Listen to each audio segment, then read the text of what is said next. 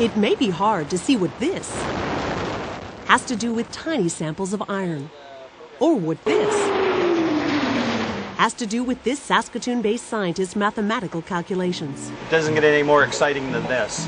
But rockets, aircraft, in fact many things that may surprise you, have a lot to do with the Canadian light source synchrotron at the University of Saskatchewan in Saskatoon.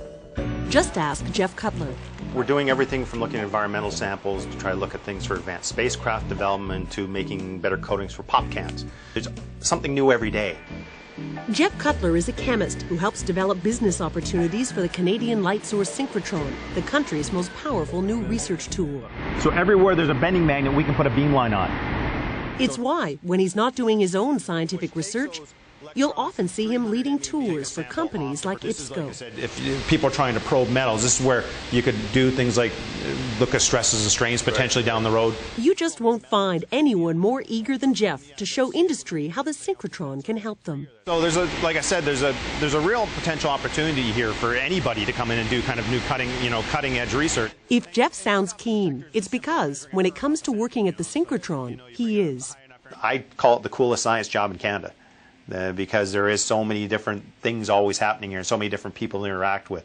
Because science is fun and cool and you get to do things. Where else can I take $1 million of equipment apart and no one gets mad at me? The CLS synchrotron is one of the biggest scientific projects in Canadian history. What this $174 million facility does is run electrons around what looks a bit like an enormous racetrack. And as they speed along inside that track, they give off intense beams of light that scientists can use to see deeply into materials of every kind. Like the tiny iron samples Jeff Cutler has got inside the beam today. They're from the U.S. Air Force, and what's revealed by shining synchrotron light onto them may just be key to keeping rockets and satellites safe in space. If you look at why most satellites fail today is because lubricants in them fail, because you don't think about this, but there's a number of spinning parts inside a satellite. Well, if for some reason a lubricant in one of those devices fails, instead of having a $1 billion communication satellite, now you got a $1 billion piece of space junk. To help prevent that, Jeff is testing iron coatings that could act as lubricants. Helping him do it are student assistant Jennifer Paulson and beamline scientist Ian Coulthard. And as the beam hits the iron samples, data is generated almost immediately. Hey, is that my peaks? Woohoo! Yeah. Spectrum? All right. Now, while it may look like just a line to the untrained eye, to Jeff and his team, these are important results which will take some time to analyze. There's a lot of stuff there. It can tell me potentially a lot of stuff. One of the unique things about a synchrotron is that there can be so many different experiments running at the same time. The Canadian light source will ultimately have 25 to 30 beamline stations all going 24 hours a day. So while Jeff and his team study coatings for spacecraft parts at one station, other researchers may be studying cancer at another. It all makes for important collaborations and many a visiting scientist. Dr. Neville, how are you, sir? Like this group from the University of New Brunswick.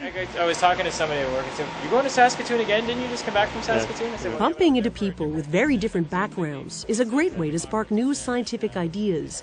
In fact, you just never know who may come up with a new research project. Pleasure meeting you, sir. Jeff Cutler talked with Prince Philip when he visited the Canadian light source in the spring of 2005.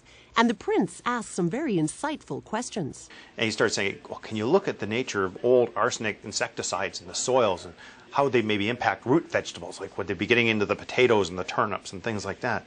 And I was thinking to myself, that's kind of neat, there's actually potentially an interesting experiment there.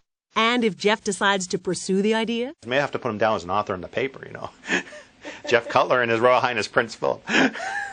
It seems Jeff Cutler has just what it takes to steer all kinds of people and all kinds of cutting-edge research projects to the Canadian light source synchrotron in Saskatoon. My biggest dream is to have a whole pile of users coming in here being very successful, that somebody gets a Nobel Prize, and the reason they got the Nobel Prize is because they had access to the Canadian light source. That would be, the ultimate kind of thumbs up. So for Jeff Cutler, there's no question. For the Canadian light source, the sky's the limit. No shortage of ideas. Limitless as your imagination is. Get that brain thinking. For Research News at the University of Saskatchewan, I'm Jennifer Weber.